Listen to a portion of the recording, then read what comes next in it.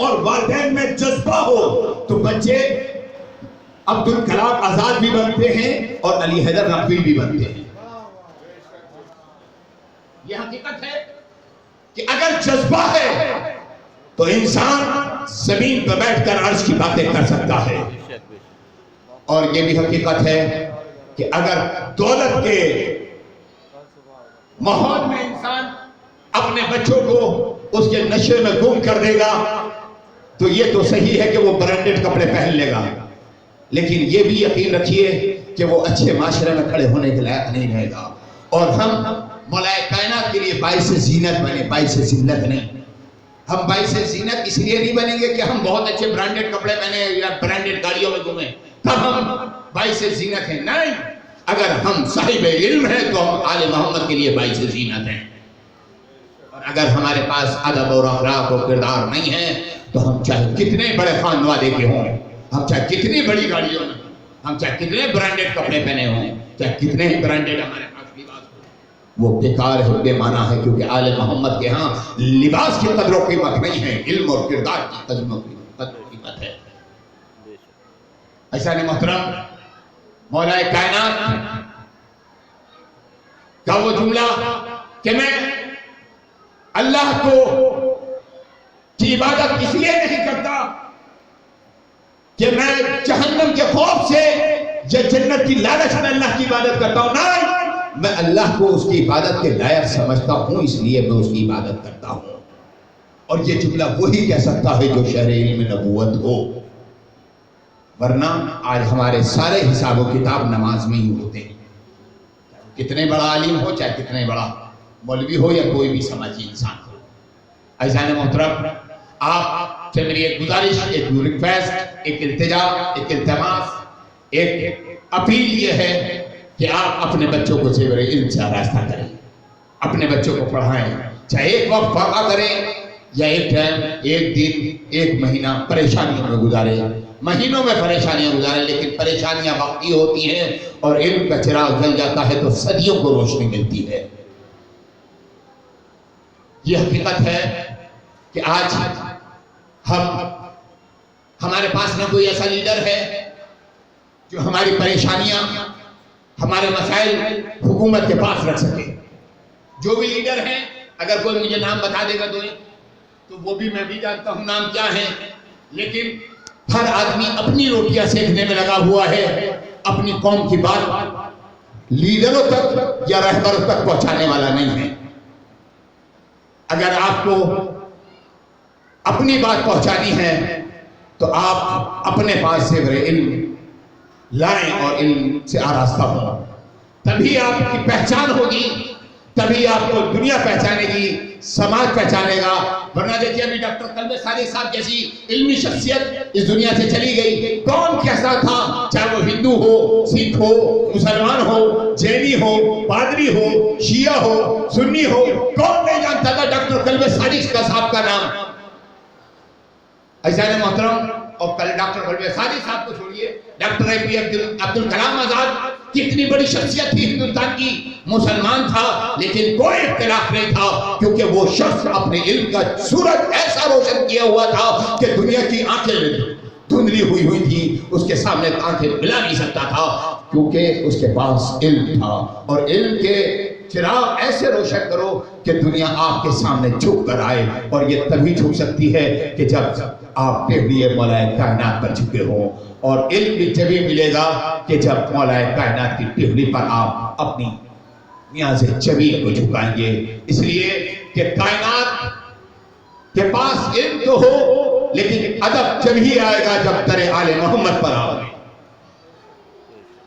عزیزان محترم، یہ حقیقت ہے کہ علی کی ولادت کعبے میں ہوئی. ابھی عاقب جاوید صاحب نے بات کہی کہ مولا کائنات نے قرآن 31 سال پڑھا، جبکہ مولا کائنات نے قرآن پڑھا نہیں، وہ تو قرآن پڑھ کر آئے تھے. اور یہ بھی حقیقت ہے، پڑھ کر نہیں بلکہ سنایا تھا. جب مولا کائنات کی ولادت ہوئی خانہ کعبہ میں، 3 روز کا سن ہے مولا کائنات کا، آغوش رسالت میں آئے ہیں. اور آنے کے بعد رسول اللہ کی آغوش میں مولا کائنات نے رسول اللہ سے کی پہلی مرتبہ زیارت کی آنکھیں کھولی جب رسول اللہ نے دیکھا اپنی چچی فاطمہ بنت اسد کو کہ چچی جان آپ مسکرا لے رہی، خوش نہیں ہو رہی ہیں، آپ کو علی جیسا بیٹا ملا ہے. تو عزیزان محترم رسول اللہ نے فرمایا کہ چچی کیا علی جیسے بیٹے کے ملنے پر بھی آپ خوش نہیں ہیں، راضی نہیں ہیں؟ تو فاطمہ بنت اسد نے کہا کہ محمد میں تو یہ جانتی ہوں کہ خوشی تو ہے، لیکن افسوس اس بات کا ہے یہ بچہ روتا نہیں ہے، یہ بچہ آنکھیں نہیں کھولتا، یہ بچہ روتا نہیں ہے، جبکہ رونا زندگی کی علامت ہے. کیا سن رہے ہیں آپ؟ رونا زندگی کی علامت ہے. عزیزان محترم مولا کائنات نے جب پہلی مرتبہ اپنی نگاہ رسالت کے چہرے پہ ڈالی تو رسول اللہ نے فرمایا کہ علی اگر تم نے میری اپنی نگاہ میرے لیے انتخاب کر دی میرے چہرے کے لیے تو میں اپنے تمام علم تمہارے لیے انتخاب کرتا ہوں. عزیزان محترم ذات علی وہ ہے کہ اگر ایک نگاہ نبوت کو دیکھ لے تو تمام علم میں نبوت اپنے آپ اپنے پاس لے لے. اگر ایک رات بستر نبوت پہ سو جائے تو تمام مرضی پروردگار خرید لے.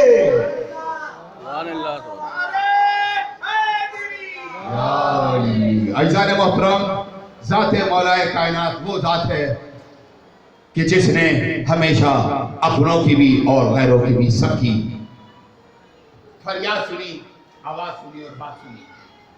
اور یہ بھی حقیقت ہے علی کے ڈیوٹی سے ملتا نہیں سب کو ہے. اور آج میں سماعت آپ کی سماعتوں کے حوالے کر کے اپنی گفتگو کا اختتام منزل پر پہنچا رہا ہوں. سخی وہی ہے جو سائل سے رد و قد نہ کرے. سخی وہی ہے احمد بھائی کہ سخی وہی ہے جو سائل سے رد و قد نہ کرے سوال جو کوئی تو اس کو رد نہ کرے. بھیا دیکھیں تقریر ایک طرف یا بسرے ایک طرف، جس کا ایمان عقیدہ ہو وہ بولے، باقی کی مرضی ہے. سخی وہی ہے جو سائل سے رد و قد نہ کرے سوال جو کوئی تو اس کو رد نہ کرے. میں اعتراض تیرا کیسے مان لوں وائز؟ علی علی نہیں رہتا اگر مدد نہ کرے.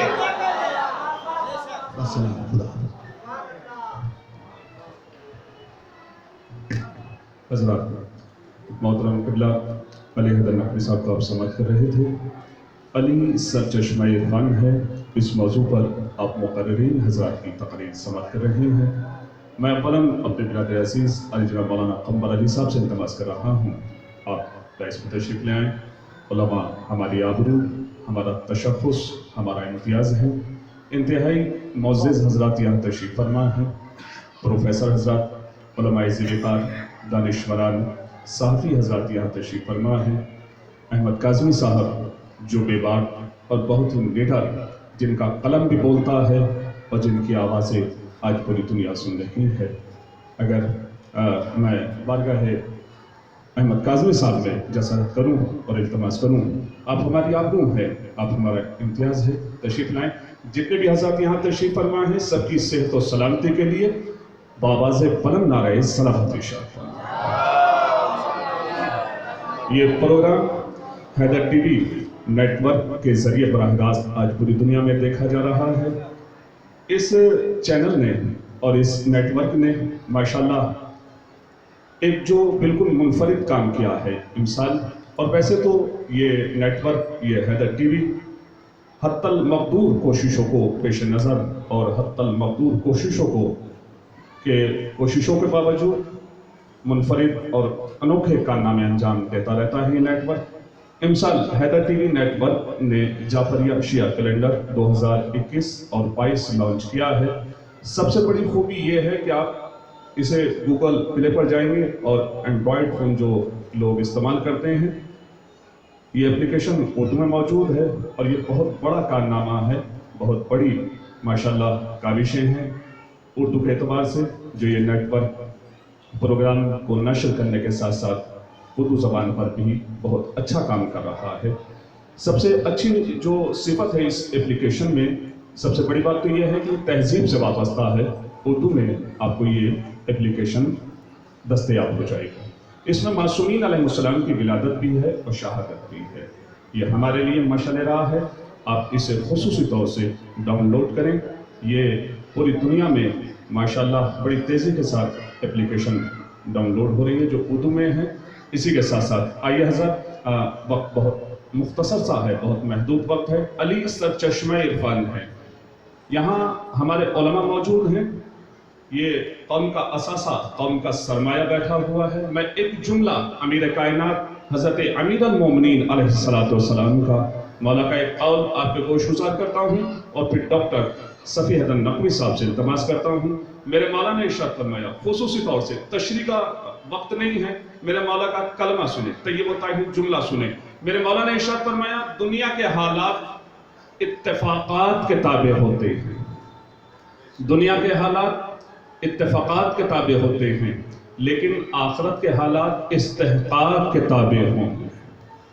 الحمدللہ، کیا یہ قرآنی جملہ ہے؟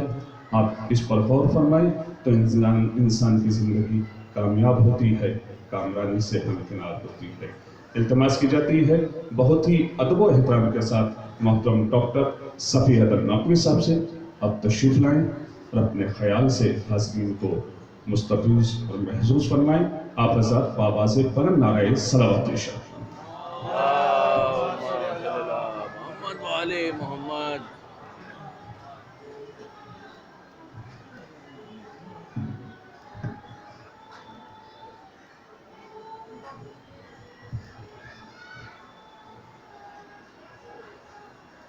اعوذ باللہ من الشیطان الرجیم، بسم اللہ الرحمن الرحیم۔ ان اللہ ملائکتہ یصلون علی النبی یا ایھا الذین آمنوا صلوا علیہ وسلموا تسلیما۔ اللہم صل علی محمد والے محمد۔ اعوذ باللہ من الشیطان الرجیم، بسم اللہ الرحمن الرحیم۔ قال حضرت امیر المومنین علی بن ابی طالب علیہ السلام، بسم اللہ الرحمن الرحیم، الانسان مقبوح تحت لسانہ۔ درود پڑھیے بآواز بلند۔ اللہم صل علی محمد والے محمد۔ معزز جناب حجت الاسلام محسن تقوی صاحب، پروفیسر عزیز الدین صاحب اور دیگر بزرگ ہستیاں، مولانا حضرات جو اسٹیج پر تشریف فرما ہیں اور میرے سامنے معزز سامعین ہیں، میں نے اپنی گفتگو کے لیے مولا کائنات کا جو فقرہ تجویز کیا، جس پہ میں سعادت حاصل کرنا چاہتا ہوں، وہ یہ ہے کہ مولا فرما رہے ہیں الانسان مقبوح تحت لسانہ، انسان اس کی زبان کے نیچے چھپا ہوا ہے۔ اللہ اکبر، غور کیجئے یہ کتنا فصیح و بلیغ جملہ ہے، اور یہ ہمارے اہل بیت اطہار ہی کی شان تھی کہ جب جو جملہ کہا وہ سمندر کو کوزے میں سمیٹ دینے والا ہوتا ہے۔ الانسان مقبوح تحت لسانہ، انسان اس کی زبان کے نیچے چھپا ہوا ہے۔ قبل اس کے کہ اس ذیل میں کچھ سعادت حاصل کروں، مولا کائنات کے اس جملے سے اپنی بات کو آگے بڑھاتا ہوں کہ مولا فرماتے ہیں تمام تعریف اس خدائے وحدہ لا شریک کی کہ جو چھپی ہوئی چیزوں کی گہرائی میں اترا ہوا ہے، اور ان کا حویدہ ہونا، ان کا ظاہر ہونا اس کے وجود کا پتہ دیتی ہے۔ یہ جملہ خود اتنا عرفان کا ہے، اتنا بلیغ ہے، جس کی کوئی حد نہیں ہے۔ یہ نہج البلاغہ کا مجھے وہ خطبہ یاد نہیں آ رہا جہاں میں نے پڑھا تھا، بہرحال یہ کسی خطبے کا پہلا ہی گوشہ ہے، کیونکہ جتنے بھی مولا کائنات نے خطبے دیے ہیں، سب سے پہلے حمد باری تعالیٰ ہوتی تھی، نبی کریم پر درود و سلام ہوتا تھا، اس کے بعد اپنی بات کو وہ آگے بڑھاتے تھے۔ مگر یہ جملہ اپنے میں ذرا غور کا ہے، اور قبل اس کے کہ میں اپنی بات کو اور آگے بڑھاؤں، اسی ضمن میں جوش ملی آبادی کے کلام سے اپنی گفتگو کو حوصلہ دینا چاہتا ہوں کہ جوش فرماتے ہیں، درود پڑھیں بآواز بلند۔ اللہم صل علی محمد والے محمد۔ لو وہ نجف کی سن سے آنے لگی صدا، لو وہ نجف کی سن سے آنے لگی صدا، اے جوش نقطسن میری بزم میں آ، اور آ جھوم جھوم کے نغمات نو سنا۔ ارے ساقی میرا سلام ادب لے کہ میں چلا، ارے مولا کائنات اور آواز دے مجھے، اے جبرائیل قوت پرواز قوت پرواز دے مجھے، مولائے کائنات کا ذکر ہے۔ مولا آپ سے بھیک مانگتا ہوں کہ وہ سعادت حاصل ہو کہ آپ کے عرفان کے سلسلے میں کچھ ایک حقیر بھی کچھ کہہ سکے۔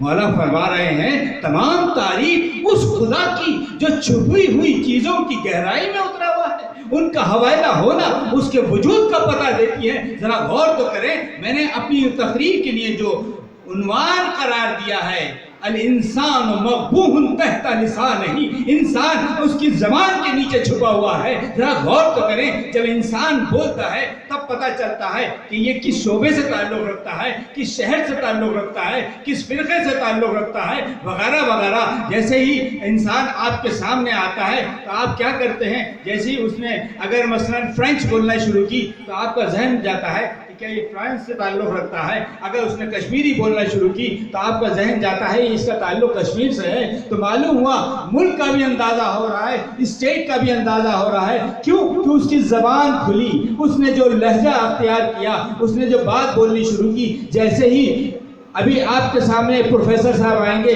جب وہ ہسٹوریکل فیکٹس دینا شروع کریں گے تو آپ سمجھ جائیں گے کہ ان کا تعلق یقیناً ہسٹری سے ہے۔ تو معلوم ہوا جیسے جیسے انسان کی زبان کھلے گی ویسے ویسے پتہ چلے گا کہ وہ کس شعبے سے تعلق رکھتا ہے۔ معلوم ہوا کہ جب انسان جو ہے اب ایک حقیر ہے، میرا بھی ایک سائنس کا طالب علم ہوں، تو میں چاہوں گا کہ ان سائنس کے گوشوں پر تھوڑی بہت نظر ثانی کر سکوں آپ کے سامنے کہ جب مولائے کائنات نے روشنی ڈالی ہے۔ مگر میں یہ کہنا چاہتا ہوں کہ جب انسان جو ہے بول رہا ہے تو پتہ چل رہا ہے اس کے اخلاق کا بھی، اس کے کردار کا بھی، اس کے خاندان کا بھی۔ جیسے ہی زبان کھلی فوراً کسی ابھی شاعر صاحب نظامت کر رہے ہیں، جیسے ہی وہ آن کے کہتے ہیں ایک شعر ملاحظہ فرمائیے، آپ کا ذہن فوراً چلا جاتا ہے کہ یہ کوئی شاعر ہے۔ معلوم ہوا زبان کھلی اور پتہ چلا انسان کا۔ اب اس کی کتنی گہرائی ہے اس کو میں کہاں تک بیان کروں؟ اب آپ کو میں نے ایک اشارہ دے دیا کہ مولا نے کیا کہا کہ جیسے ہی زبان کھلے گی اس کے تمام جو خوبیاں ہیں آپ کے سامنے آ جائیں گی۔ اب ذرا غور کیجئے، میں مولائے کائنات کی ذات اقدس کو ہی اس قول کی نظر میں دیکھنا چاہتا ہوں کہ مولائے کائنات کی ذات پھر اپنی ذات کو بھی تو بتا رہی ہوگی، وہ بھی زبان اقدس جب ان کی کھلی۔ اب آپ نے دیکھا 13 رجب کو جب آپ کی ولادت ہوئی، اور ولادت ہونے کے بعد آپ جب رسالت کی گود میں آتے ہیں تو وہ جب گرمی محسوس کرتے ہیں تو فوراً آنکھیں کھول کے کہتے ہیں السلام علیکم یا رسول اللہ۔ آپ نے غور کیا، یہ تعارف اپنا بھی کرا دیا اور نبی کا بھی کرا دیا۔ ایک بچہ گود میں آتے ہی جو ہے السلام علیکم یا رسول اللہ، ارے ابھی تو اعلان رسالت ہوا ہی نہیں ہے، مگر حضرت علی نے یہ جملہ کہہ کے بتا دیا کہ میں وہ ہوں کہ جو پہچان رہا ہوں کہ آپ کی ذات گرامی کون ہے۔ یہ دنیا کوٹ کرے گی آنے والے وقت میں کہ علی نے بتایا اس وقت جب پیدا ہوئے کہ یہ رسول ہیں، اور اپنے آپ کو بھی بتا دیا کہ میں وہ ہوں جو اس رسالت کو پہچان رہا ہوں۔ اور یہی نہیں، اس وقت جب آپ نے تلاوت کر کے بتائی، رسول خدا صلی اللہ علیہ وسلم نے فرمایا علی تم نے تو توریت ایسے پڑھی کہ موسیٰ پڑھتے تھے، انجیل ایسے پڑھی کہ عیسیٰ پڑھتے تھے، اور قرآن تو تم نے ویسے پڑھا کہ جیسے میں پڑھتا ہوں۔ اللہ اکبر، غور کریں یہ عرفان کی منازل ہیں کہ کس طرح سے باتیں پیش کی جا رہی ہیں، بتا رہے ہیں اللہ رب العزت کی شان کیا ہے اور یہ کون ذوات مقدسہ ہیں۔ تو ذرا غور کیجئے، مولائے کائنات نے یہ جملہ جو کہا کہ تمام تعریف اس خدائے وحدہ لا شریک کی جو چھپی ہوئی چیزوں کی گہرائی میں اترا ہوا ہے، ان کا حوالہ ہونا اس کے وجود کا پتہ دیتی ہے۔ تو یہ ذرا غور کیجئے، یہ وہ دور ہے کہ جہاں اسپیس میں بھی سیٹلائٹ بھیجے جا رہے ہیں اور دنیا بھر کی خبریں لی جا رہی ہیں کہ کتنی بڑی وسعت ہے کائنات میں۔ یہ وہ چیزیں ہیں جو آپ کے ہمارے سامنے نہیں ہیں۔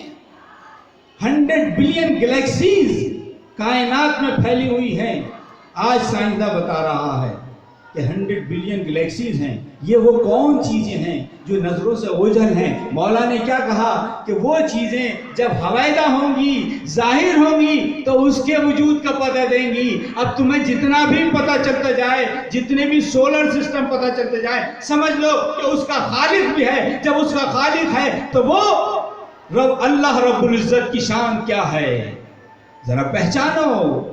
اور یہی نہیں، دور تک جانے کی ادھر کیا ضرورت ہے؟ اگر آپ مائکروسکوپک لیول پہ چلتے چلے جائیں تب بھی آپ دیکھیں گے کہ نئی نئی چیزوں کا ایجاد ہو رہا ہے۔ کبھی انسان نے کیا یہ سوچا تھا کہ میرا جسم جو ہے اس کے اندر کتنے آرگینک سسٹمز ہیں؟ ایک وقت تھا کہ نہیں پتا تھا کہ اس کے اندر کڈنی بھی ہوتی ہے، برین بھی ہوتا ہے، کیا کیا ہوتا ہے، یہ جتنے سسٹم ہیں۔ مگر ایک وقت آیا کہ انسان کو یہ بھی پتا چلا، مولا نے کیا کہا، جو بھی مخلوق تمہیں دکھائی دے گی اس کے وجود کا پتہ دے گی۔ تم یہ مت سمجھو کہ یہ کڈنی ایسے ہی خلق ہو گئی ہے، اس کا خالق کوئی ہے۔ مگر آگے بات بڑھتی ہے، کسی نے کہا نہیں، آرگینک سسٹم میں ٹیشوز بھی ہوتے ہیں۔ مولا نے کہا کیا کہا، ذرا غور کرتے چلے جائیے۔ اچھا ٹیشوز ہوتے ہیں، ٹیشو کا بھی کوئی خالق ہے۔ معلوم ہوا، بات آگے بڑھی، اس میں ڈی این اے ہوتے ہیں، اس میں کروموزومز ہوتے ہیں، بات بڑھتی چلی جا رہی ہے۔ ایک بلڈ علم آتا ہے کہ انسان بڑھ کے کہتا ہے کہ نہیں، ایٹم سب سے چھوٹا ایلیمنٹ ہے، ایٹم کی جو سب سے چھوٹی چیز ہے وہ ایٹم ہے۔ مگر کسی نے بڑھ کے کہا نہیں نہیں، اس کے اندر تو ابھی الیکٹران بھی ہوتے ہیں، پروٹون بھی ہوتے ہیں، نیوٹران بھی ہوتے ہیں۔ تو بات جو ہے بڑھتی چلی جا رہی ہے۔ مولا نے اس وقت کہہ دیا تھا کہ دیکھ لو، جب جب چیزیں تم کو ہویدہ ہوں گی اس کے وجود کا پتہ دیں گی۔ تم یہ مت سمجھو کہ ایٹم ایسے ہی بن گیا۔ ایٹم کے اندر آپ اگر اس کا سسٹم دیکھیں تو اتنا حیرت انگیز ہے کہ بہت ہی بہترین کیمسٹری دکھائی دیتی ہے۔ ہر چیز جو ہے اس کے وجود کا پتہ دیتی ہے۔ میں وقت کا دامن تنگ رہے گا، زیادہ باتیں نہیں بیان کرنا چاہتا ہوں، مگر باتیں چند کہتے ہوئے عرفان کی منازل جو مولائے کائنات نے طرح طرح سے بتانے کی کوشش کی ہے، ذرا غور کرتے جائیے کہ مولائے کائنات کس منزل پر فائز تھے، اور کیوں نہ ہوتے کس کے شاگرد تھے، کس کے شاگرد تھے۔ نبی نے گود میں جب لیا تھا تو پہلے ہی دن اپنا زبان چسا کے وہ تمام نبوت کا علم جو تھا امامت کو دے دیا۔ اسی لیے مولا کہتے تھے کہ پوچھ لو قبل اس کے کہ میں تمہارے درمیان نہ رہوں۔ یہ غور کیجئے، مولائے کائنات کا یہ جملہ یہ وہی کہہ سکتا ہے جو شاگرد رسول ہو۔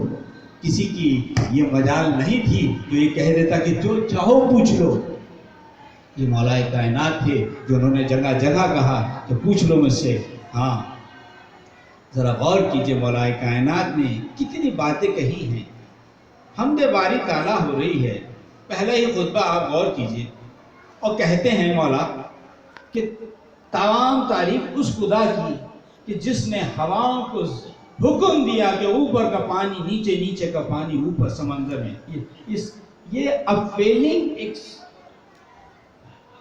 ایک پروسیس ہے جو اوشن کے اندر پیش آتا ہے، اور کتنا بڑا لیول پہ ہوتا ہے، کلومیٹرز میں ہوتا ہے۔ معلوم ہے پیسیفک اوشن کا ایک کارنر سے شروع ہوتا ہے، دوسرے کارنر پہ جاتا ہے، اور ہواؤں کو حکم ہوتا ہے۔ مولا فرماتے ہیں پہلے خطبے میں آپ جا کے پڑھیں گے تو آپ کو یہ جملہ ملے گا۔ یہ جملہ کدھر اشارہ ہو رہا ہے؟ اپویلنگ۔ یہ جو آج تمام جو تغیرات آتے ہیں کہ موسم کیسا ہوگا کیسا نہیں ہوگا، یہ اپویلنگ پروسیس کا ایک حصہ ہے جو جس سے انسان معلومات کرتا ہے۔ مولائے کائنات کہاں تھے؟ ذرا غور کیجئے نا، کہاں رہتے تھے؟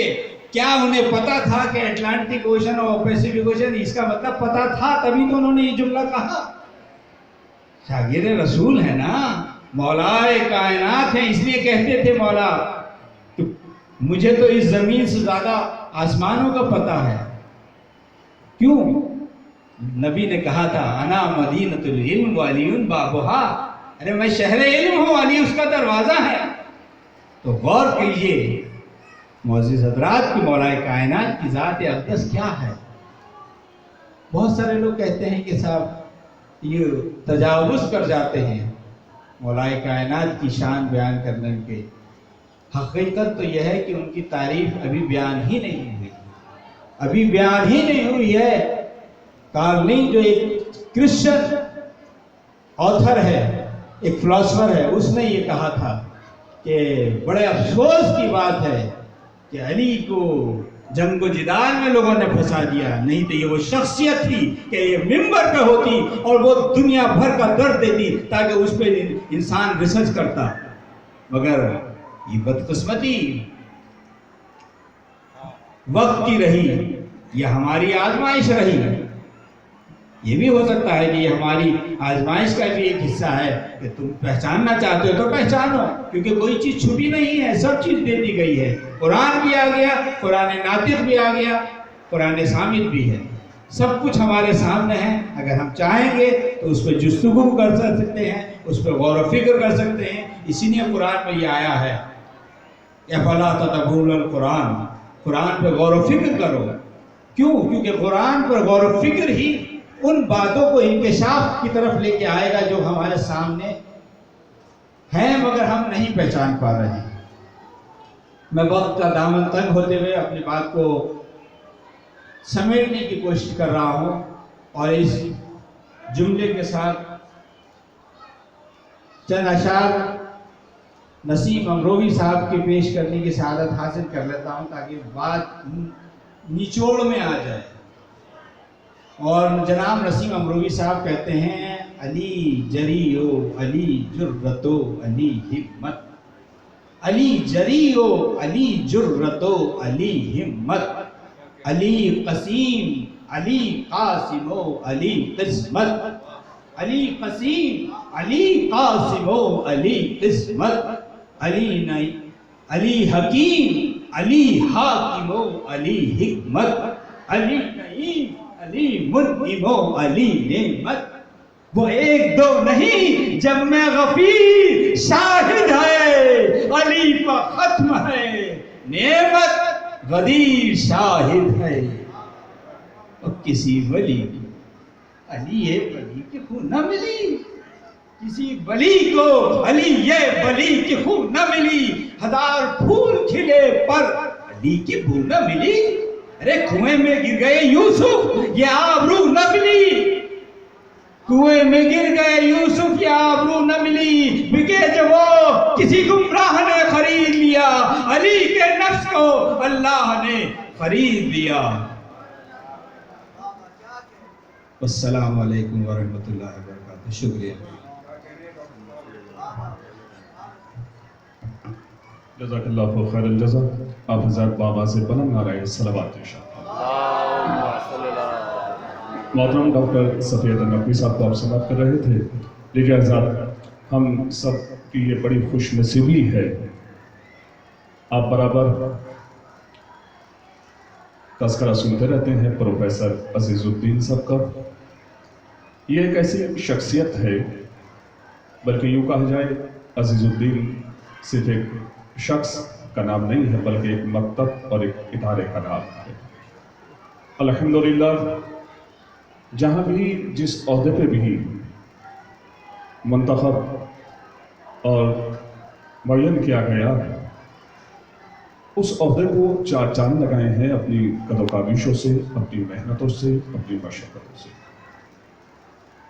چاہے وہ رضا لائبریری رامپور ہو، آج پوری دنیا میں کوئی جواب نہیں ہے رضا لائبریری کا، لیکن جب وہاں پر ڈائریکٹر کی حیثیت سے منتخب ہوئے، انتخاب کیا گیا، تو ایسے انوکھے اور منفرد کارنامے انجام دیے ہمارے پروفیسر عزیز الدین صاحب نے کہ یوں کہا جائے کہ ان کی کاوشیں صرف طلاب کے لیے نہیں بلکہ اسکالرز کے لیے مشعل حیات بن گئی، سرچشمہ علم و ادب سے لوگ آج مستفیض ہو رہے ہیں.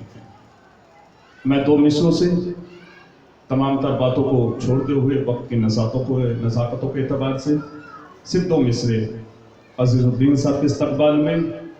اے اہل ادب آؤ یہ جاگیر سنبھالو، اے اہل ادب آؤ یہ جاگیر سنبھالو، ہم مملکت لوح و قلم بانٹ رہے ہیں. بہت ہی ادب و احترام کے ساتھ التماس کی جاتی ہے زمانہ ساز شخصیت، ہم سے روشن ہے محفلوں کے چراغ، جو کچھ بھی ہے وہ ہماری ہی وجہ سے ہے، ہم ہی اس کائنات کی رونق ہیں، ہم ہی اس کائنات کی ستائش ہیں۔ تشریف لا چکے ہیں پروفیسر عزیز الدین صاحب، آپ حضرات بآواز بلند نعرہ صلوات ارشاد کریں۔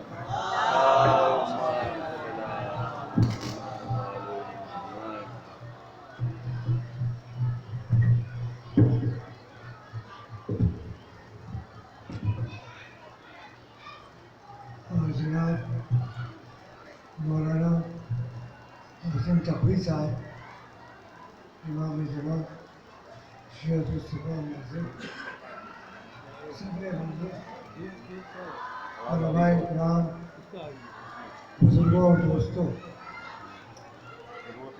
میں شکر گزار ہوں انجمن حیدری کا کہ انہوں نے آج مجھے یہ موقع دیا کہ مولود کعبہ کے اس سیمینار میں شریک ہوں۔ میں انجمن حیدری کو ایک اور مبارکباد دینا چاہوں گا کہ میں دلی میں 1974 میں آیا اور اس وقت درگاہ شاہ مردہ کو دیکھا، اس وقت درگاہ شاہ مردہ کی اور زمینوں کو دیکھا تو حالت خراب تھی۔ اللہ کا شکر ہے کہ انجمن حیدری نے نہایت فعال طریقے سے کام کر کے اس منزل پہ درگاہ شاہ مردہ کو پہنچا دیا ہے۔ انجمن حیدری کے تمام عہدیداران قابل مبارکباد ہیں اور ان کو میں اپنی طرف سے مبارکباد پیش کرتا ہوں۔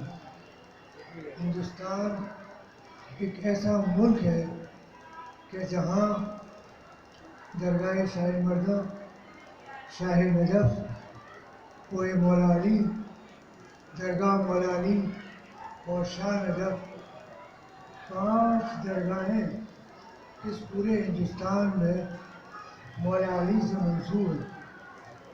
جہاں تک میرا محدود نظر ہے، کسی ملک میں، ایران میں بھی مشہد مقدس ہے، ہے، لیکن مولا علی سے متعلق کوئی ایسا مقام نہیں ہے کہ جو درگاہ شاہ مردہ، شاہ نجف یا کوہ مولا علی کے برابر ہو۔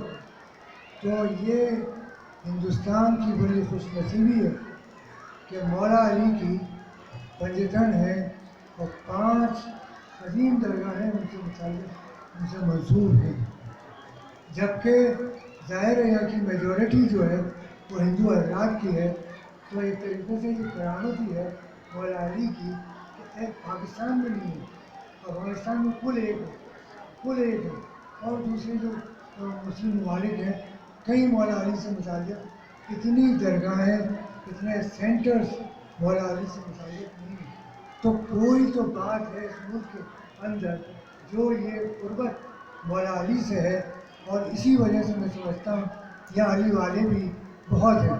یہ سامنے جو درگاہ ہے سید عارف علی شاہ کی، حالانکہ ریلنگ ہم نے بیچ میں بنا دی، جو عرفان مولا علی ہے اس میں کوئی ریلنگ نہیں ہے۔ حضرت علی تو سرچشمہ عرفان ہے۔ رات میں نے خواجہ سید محمد نظامی سجادہ نشین درگاہ حضرت نظام الدین اولیاء کو مولا علی کی ولادت کی مبارکباد کی، اور ان سے میں نے یہ سوال کیا کہ کیا کوئی پروگرام درگاہ میں مولا علی سے متعلق ہوتا ہے؟ تو انہوں نے کہا کہ نظر و نیاز گھروں میں ہوتی ہے۔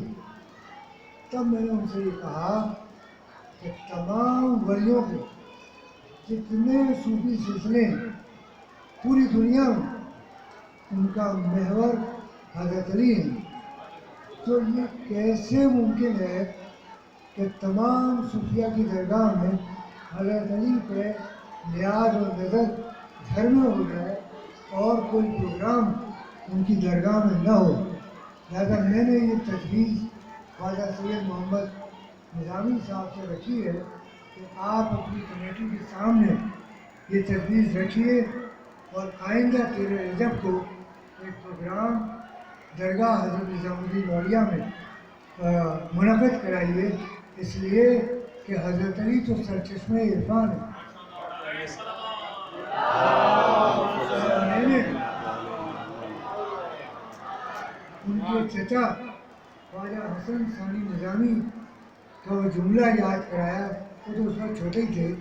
ایک پروگرام تھا امام تتر ہاؤس میں حضرت علی سے متعلق، تو انہوں نے کہا کہ اب تو حضرت علی کہاں پیدا ہوئے، اس پہ بھی لوگ سوال اٹھا رہے ہیں کہ وہ خانہ کعبہ میں پیدا نہیں ہوئے۔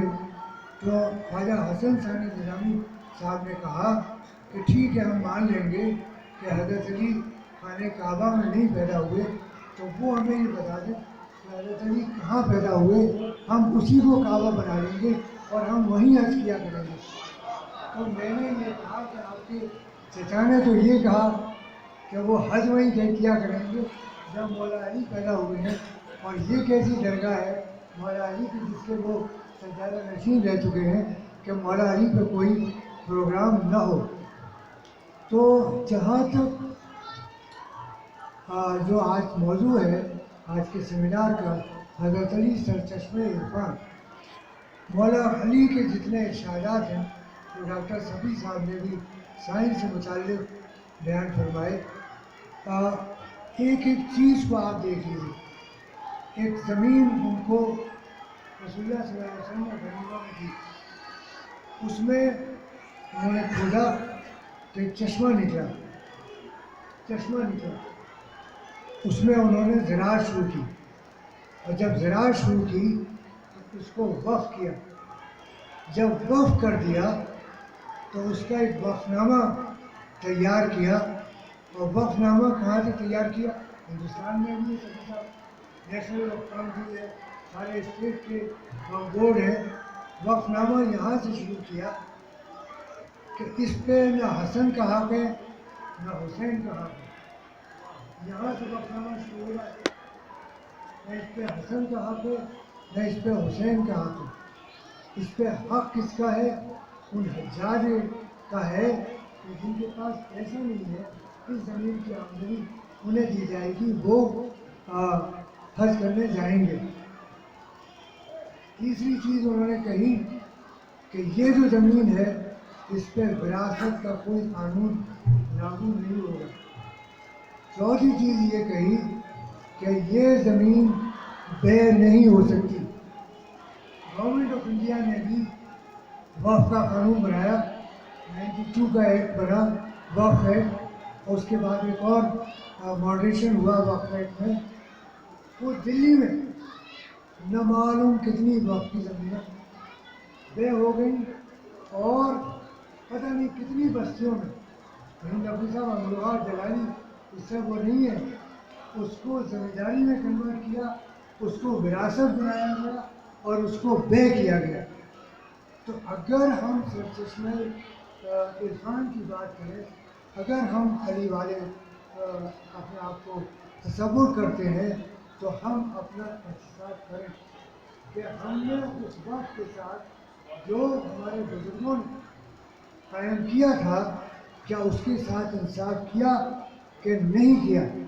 یہ جو درگاہ ہے درگاہ شاہ مردم، اس کی زمین وقف کی اور اس زمین کا نام علی گنج رکھا، اور اس کی زمین درگاہ حضرت نظام الدین اولیاء کے درگاہ تک وقف کی، وہ ساری وقف زمین ختم ہو گئی اور یہ درگاہ جو ہے محدود ہو گئی۔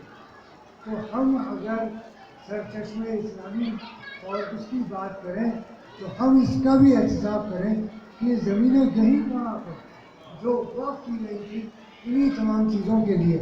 مولانا عبد الغربی صاحب نے ایک مولا علی کی شہادت کے سلسلے میں ایک سیمینار کیا تھا اسلامک سینٹر میں، تو وہاں میں نے اس میں یہ بات کہی تھی کہ مولانا یہ آپ کو معلوم ہے یہ سیمینار کیا کر رہے ہیں، یہ اس زمین پہ کر رہے ہیں جس کا نام علی گنج تھا۔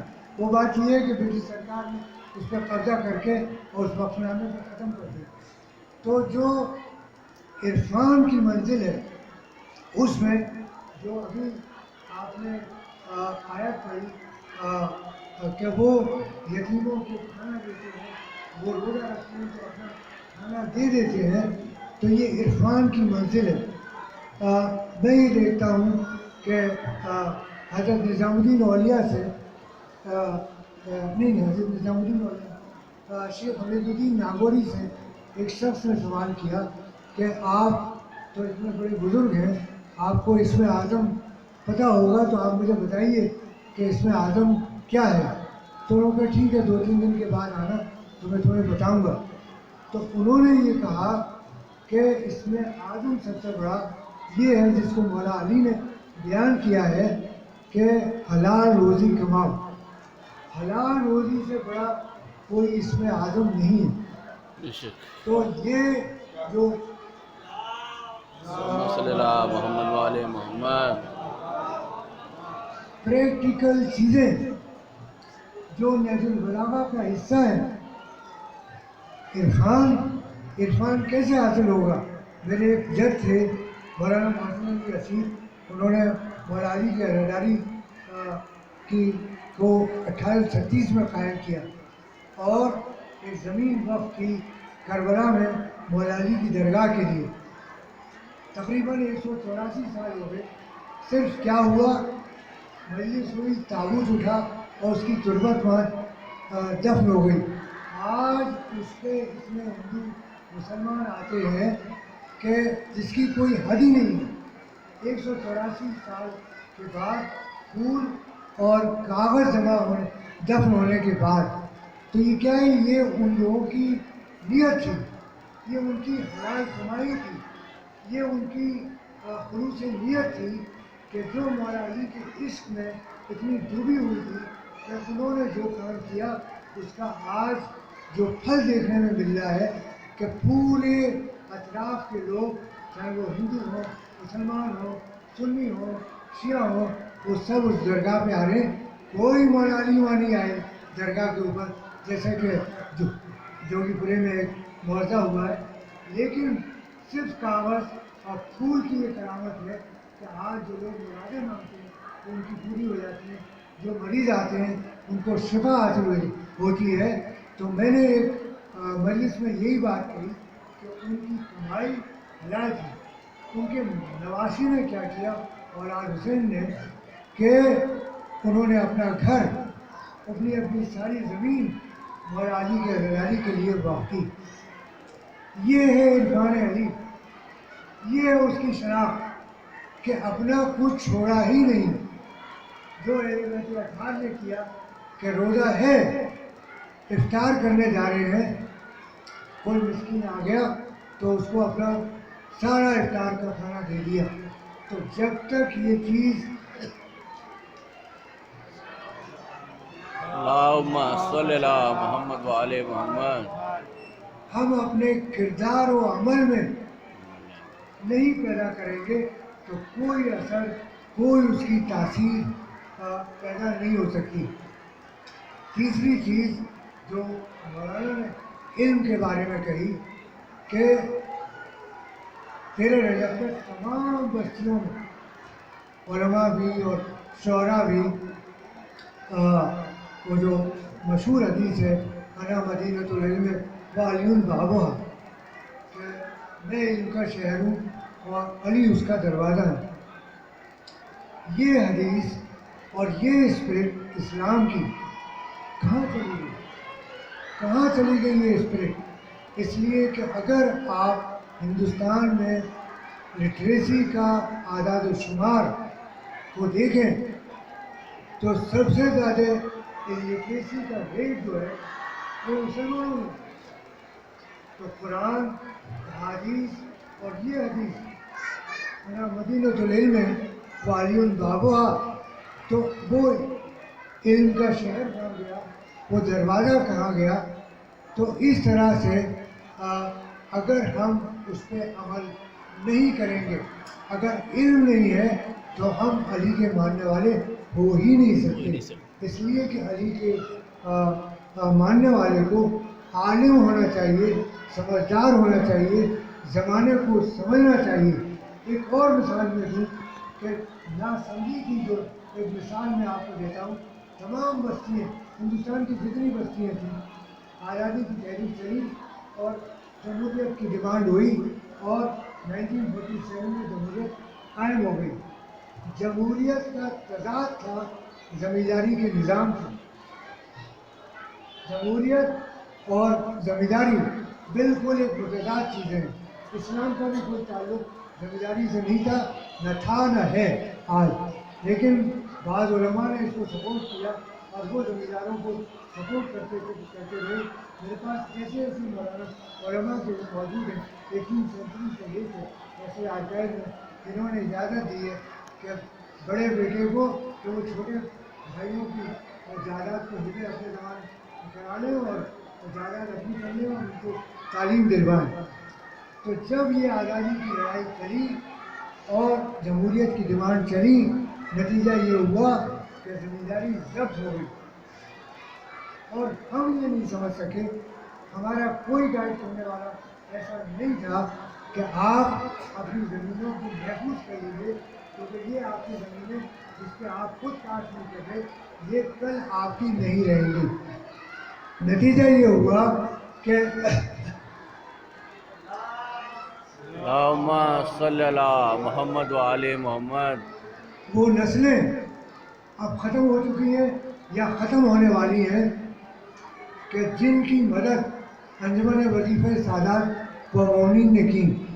سادات اور زمینداروں نے کی حالت ایسی ہو گئی کہ ان کی تعلیم انجمن وظیفہ سادات کے وظیفے کی بنیاد پر مرن ہوئی اور بہت سے پروفیسر جو جامعہ میں علی گڑھ میں تھے اور بہت سے افسران جو بعد میں 47 کے بعد اچھے تھے ان کی مدد انجمن وظیفہ سادات جو زمینداری کے دور میں بڑے رئیس تھے، بڑے صاحب حیثیت لوگ تھے.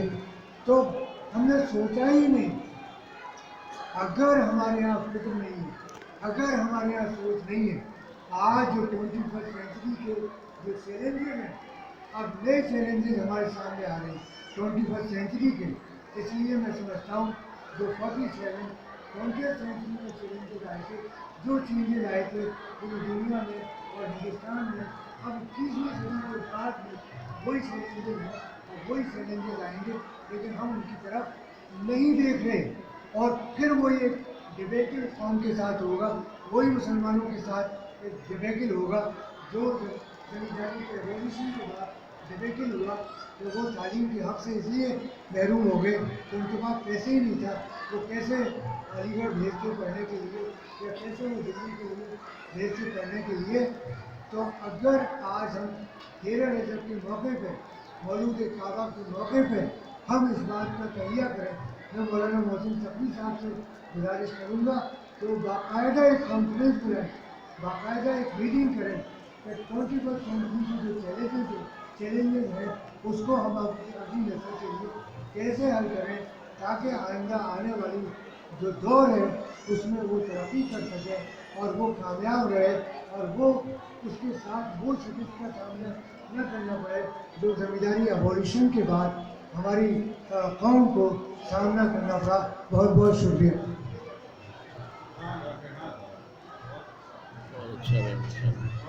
صلوات ارشاد فرمائیں محمد. اللہم صلی اللہ پروفیسر محمد و آل عزیز الدین محمد. صاحب سے آپ تاریخی حقیقت سمجھ کر رہے تھے اور انتہائی نادر و نایاب مشورہ جو انہوں نے پیش کیا واقعی یہ ہماری حیات بھی ہے اور ہمارے لیے مشورہ بھی ہے. آئیے حضرات اب آخر میں سیمینار کے صدر محترم حجت الاسلام والمسلمین آقائے سید محسن تقوی صاحب سے ان مصروں کے ذیل میں التماس کی جاتی ہے. میرے مولا حضرت محمد مصطفیٰ صلی اللہ علیہ وسلم نے ارشاد فرمایا علی کی محبت ایسی نیکی ہے کہ جس کے ہوتے ہوئے کوئی بدی نقصان نہیں پہنچا سکتی، اور علی کا بغض وہ بدی ہے کہ جس کے ہوتے ہوئے کوئی نیکی فائدہ نہیں پہنچا سکتی. ڈاکٹر صفی حیدر نقوی صاحب ابھی آپ نے علامہ نسیم امروہی علی اللہ مقامہ کے نادر و نایاب مصرے پیش کیے. وقت کے اعتبار سے تمام تر مصروں کو چھوڑتے ہوئے صرف 2 مصرے خصوصی طور سے ادبا کی نظر اور جو یہاں حاضرین تشریف فرما ہے. علامہ نسیم امروہی علی اللہ مقامہ فرماتے ہیں خصوصی طور سے یہاں پر ادبیات سے تعلق رکھنے والے اور لٹریچر سے تعلق رکھنے والے حضرات تشریف فرما ہیں. علامہ نسیم امروہی علی اللہ مقامہ فرماتے ہیں محشر میں کسی ایک کی خالق نہ سنے گا. خصوصی طور سے جو ڈائس پر تشریف فرما ہے، محشر میں کسی ایک کی خالق نہ سنے گا، جو ساقی کوثر سے جلے گا وہ بھنے گا. محشر میں کسی ایک کی خالق نہ سنے گا، جو ساقی کوثر سے جلے گا وہ بھنے گا. علی ہماری پہچان ہے، علی ہمارا تقویٰ ہے. اور سب سے بڑی جو تعلیم ہمیں اقوال علی علیہ السلام کے ذریعے ملتی ہے وہ یہی کہ دیکھو ہماری بنیاد اور ہماری اساس کا نام ہے ذات رسول عربی حضرت محمد مصطفیٰ صلی اللہ علیہ وسلم. لہذا اپنے اخلاق کو اخلاق رسول عربی حضرت محمد مصطفیٰ صلی اللہ علیہ وسلم سے مزین کرو، اپنے اندر اخلاق رسول پیدا کرو. ان مصروں سے جہاں تک آواز جا رہی ہے، مصرے اگر سیمینار کے اعتبار سے آہستہ سے پڑھے جا رہے ہیں تو جو حقیقتیں ہیں اور جو پیغام ہیں مصروں کے ذیل میں وہ بخوبی آپ اس پیغام سے واقف ہیں. تھوڑا توجہ فرمائیں تو انشاءاللہ محظوظ ہوں گے. عدل کب کہتا ہے آصف پھول لے اور خار دے، آدمیت پر ہے واجب پیار لے اور پیار دے. عدل کب کہتا ہے آصف پھول لے اور خار دے، آدمیت پر ہے واجب پیار لے اور پیار دے. عطر سے کپڑوں کو مہکانا بہت آسان ہے، بات تو جب ہے کہ خوشبو آپ کا کردار دے. عطر سے کپڑوں کو مہکانا بہت آسان ہے، بات تو جب ہے کہ خوشبو آپ کا کردار دے. آئیے حضرات آخر میں بہت ہی ادب و احترام کے ساتھ صدر محترم حجت الاسلام والمسلمین آقا محترم سید محسن تقوی صاحب امام جمعہ شیعہ جامع مسجد دہلی سے التماس کی جاتی ہے آپ تشریف لائیں اور حاضرین کے قلوب کو منور فرمائیں. آپ حضرات باواز بلند نعرہ صلوات ارشاد فرمائیں.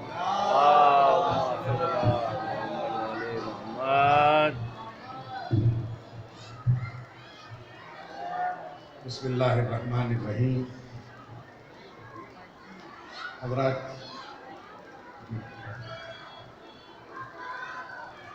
امیر المومنین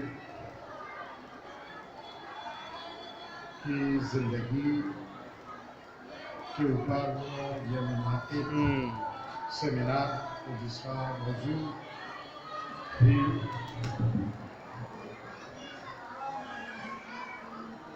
حضرت علی علیہ السلام کی زندگی عرفان اسلامی کے سائے میں. دیکھیے بات صرف علم عرفان تک محدود نہیں ہے، بلکہ ایک بزرگ شخصیت نجف اشرف میں ابھی کچھ سال پہلے آغاز آیت اللہ رضا صدر ان کی ایک کتاب ہے اور جس میں انہوں نے یہ ثابت کیا ہے کہ علوم اسلامیہ نام سے جتنے بھی علوم ہیں، علم حدیث ہو یا علم تفسیر ہو یا فقہ ہو یا اصول فقہ ہو، جتنے بھی علوم ہیں وہ انہوں نے ثابت کیا کہ سب کا سرچشمہ جو ہے وہ اہل بیت ہے اور خصوصیت کے ساتھ امیر المومنین ہے. بہرحال یہ عرفان اسلامی دیکھیے عرفان عام بہرحال افراد کے ذوق سے ہم آہنگ ہونے والی چیز نہیں ہے، کیونکہ بہرحال فلسفہ ایک بہت سخت چیز تصور کی جاتی ہے اور رکو اور سوکھی ہوئی رکا سوکھا موضوع جو ہے وہ تصور کیا جاتا ہے. عرفان تو اس سے بھی بالاتر ایک چیز ہے، لیکن فلسفے میں اور عرفان کے اندر ایک نازک فرق جسے میں بات کو واضح کر سکوں. فلسفہ ہے جان لینا، دلیل کے ذریعے سے جان لینا، پروف کے ذریعے سے، آرگومنٹ کے ذریعے سے جو ہے وہ ایک چیز کا جاننا وہ ہے فلسفہ. فلسفہ ہمیں اس منزل کے اوپر لے کے جاتا ہے کہ جہاں ہم کسی چیز کو جانتے ہیں. عرفان وہ منزل ہے کہ جہاں انسان اس چیز کو پا لیتا ہے. دیکھیے ایک چیز ہے کہ آگ گرم ہے،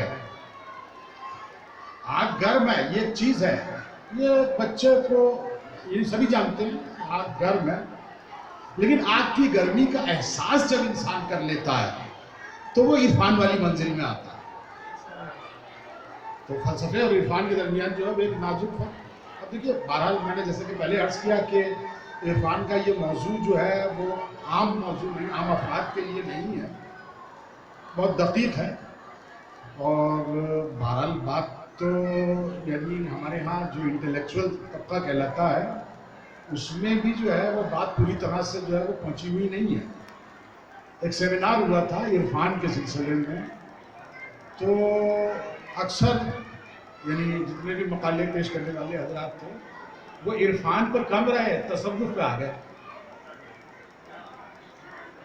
یعنی آج اگر عرفان اگر سمجھا جاتا ہے تو پھر تصوف کے زیر سایہ تصوف ہی کو سمجھا جاتا ہے کہ یہی عارف ہیں. حالانکہ دیکھیے تصوف بہرحال ایسا نہیں ہے کہ تصوف عرفان سے خالی ہو، بلکہ ہمیں تصوف میں صوفیاء کرام کے اندر بہت سی ایسی عظیم شخصیتیں ہیں کہ واقعاً جنہوں نے خدا تبارک و تعالیٰ کے سلسلے میں ایک عرفانی مقام جو ہے وہ حاصل کیا ہے، اور جو کچھ انہوں نے بیان فرمایا ہے وہ واقعاً یعنی اعلیٰ درجے کی معرفت خدا بند تبارک و تعالیٰ کے لیے تصور کی جا سکتی ہے. اب تصوف کے اندر بہت سی چیزیں ہیں کہ جو شامل ہوئی، اور بہرحال چونکہ ایک رنگ کا تصوف تو ہے نہیں، تصوف جو ہے وہ خود ایک ایسا مکتب ہے کہ جس کے اندر 1000 مکتب موجود ہیں. تو بہرحال اہل بیت علیہ السلام نے تصوف سے دوری اور فاصلہ رکھا ہے، بلکہ یہاں تک حدیث میں کہا گیا ہے کہ کہیں اگر تصوف کی بات ہو اور وہاں ان سے بیزاری نہ اختیار کی جائے تو ہم ان سے بیزار ہیں. وہی دیکھیے یہ چیز اسی لیے کہ بہرحال انسان عام انسان جو ہے وہ واقعاً صحیح معنی میں کون تصوف کے صحیح جادے پہ ہے اور کون صرف تصوف کا لبادہ اڑے ہوئے ہے، اسے ہر انسان چونکہ نہیں سمجھ سکتا. لہٰذا یہ چیز جو ہے وہ ائمہ اہل بیت نے ہوشیار کی. ورنہ ایک حقیقت یہ بھی ہے کہ شیعت نے دور تقیہ کے اندر اپنے لیے جو پناہ گاہ سمجھی ہے وہ تصوف ہے. یہ یعنی تاریخ، یہ ہماری تاریخ ہے کہ انہیں اپنے آپ کو محفوظ کرنے کے لیے تصوف کا سہارا لیا، اور یہی وجہ ہے کہ آپ یعنی صوفیاء بزرگوں کے درمیان دیکھیں گے کہ وہاں یعنی عزاداری تک کی جو ہے وہ رسمیں موجود ہیں. بلکہ ایک صاحب نے ایک باخبر اور اچھی معلومات رکھنے والے ایک بزرگ نے فرمایا کہ قادریہ سلسلے کی جہاں جہاں درگاہیں ہیں وہاں آپ ایک عزاخانہ ضرور پائیں گے. یعنی خواجہ بختیار کاکی سے لے کے نظام الدین اولیاء اور تقریباً سبھی جگہوں کے اوپر آپ کو جو ہے وہ ایک عزاخانہ ضرور ملے گا. تو بہرحال عرفان کا موضوع بہت دقیق ہے. اب مسئلہ جو ہے وہ عزیزان گرامی دیکھیے، اب عزیز الدین صاحب نے بھی بہرحال بندے کو متوجہ کیا، اور میں شکر گزار ہوں اس بات کے لیے کہ واقعاً قومی حالات کو مد نظر رکھتے ہوئے ہمیں واقعاً اقدامات ہمارے اس ایسے ہونے چاہیے کہ جو قوم کو کچھ دے سکے. ورنہ وقتی طور کے اوپر خطابت کے ذریعے سے داد وصول کر لینا کوئی بہت بڑا کارنامہ نہیں ہے. یہ تھوڑی دیر کے لیے ہوتا ہے خوشی، بہرحال تو یہ بہت تھوڑی دیر کے لیے چیز ہوتی ہے، لیکن اس میں کوئی اثرات نہیں ہوتے. میں نے عرض کیا تھا کہ امیر المومنین تمام علوم کا سر چشمہ ہے، علوم اسلامی جتنے بھی ہیں. لیکن عزیزان گرامی ہم امیر المومنین کو اپنا آئیڈیل تصور کرتے ہیں، امیر المومنین سے ہم اپنی عقیدتیں وابستہ رکھتے ہیں، लेकिन अमीरुल मोमिनीन से हमने क्या हासिल किया, वाकई एक बहुत ही आप एक बेहतरीन कारी ने इस सेमिनार का आगाज़ किया और आप हजरात वाकई यानी महसूस हुए होंगे और आपकी समाअतों को बड़ा खुशगवार जो है वो तिलावत आपने सुनी। ये इस फ़न का सरचश्मा कहाँ है? इस फ़न का सरचश्मा भी अमीरुल मोमिनीन ही की ज़ात गिरामी है। और ये फ़न खुद हमारे यहाँ कितनी हैसियत रखता है। देखिए, ये तो इनकलाब ईरान को आप मान लीजिए कि उसकी बदौलत बहुत कुछ जो है वो हमारे हालात बदले हैं, वरना सूरत हाल ये थी कि हमारी दीनी दरसगाहें कुरान मजीद सही तौर के ऊपर पढ़ने की सलाहियत रखने वाले तुल्लाब तक आमादा नहीं कर पा रही थी। ये हकीकत है। और आज वाकई हम किस स्टेज के ऊपर हैं, किस सतह के ऊपर हैं कि अमीरुल मोमिनीन के मुताल्लिक़ हदीसें सुनने के बाद जो है बड़ा मसरूर हो जाते हैं, और होना भी चाहिए, लेकिन सिर्फ जो है वो खुशी का इजहार कर लेना जो है वो जिम्मेदारियों का अदा कर लेना नहीं है। हमें इन तमाम चीज़ों की तरफ जिसकी तरफ अमीरुल मोमिनीन ने हमें बुलाया है और अमीरुल मोमिनीन जिस कैफियत में हमें देखना चाहते हैं, अगर हम वो कैफियत अपने अंदर अगर नहीं पैदा कर सके तो फिर हमारे इन नारों से कोई चीज़ हमें हासिल होने वाली नहीं है। अमली तौर के ऊपर जो है वो अमीरुल मोमिनीन से हमारी वाबस्तगी हो, तभी जो है वो हम सही मानने में अमीरुल मोमिनीन से वाबस्ता होने का फैज़ जो है वो हासिल कर सकेंगे। बहरहाल हालात जो है वो बहुत सख्त हैं और आप आइंदा आने वाले हालात को जो है वो आप ये तसव्वुर नहीं कर सकते कि ये मुसीबत जो है वो एक हुकूमत के जाने के बाद जो है वो आने वाली हुकूमत जो है वो बिल्कुल सही कर देगी, ऐसा कभी नहीं।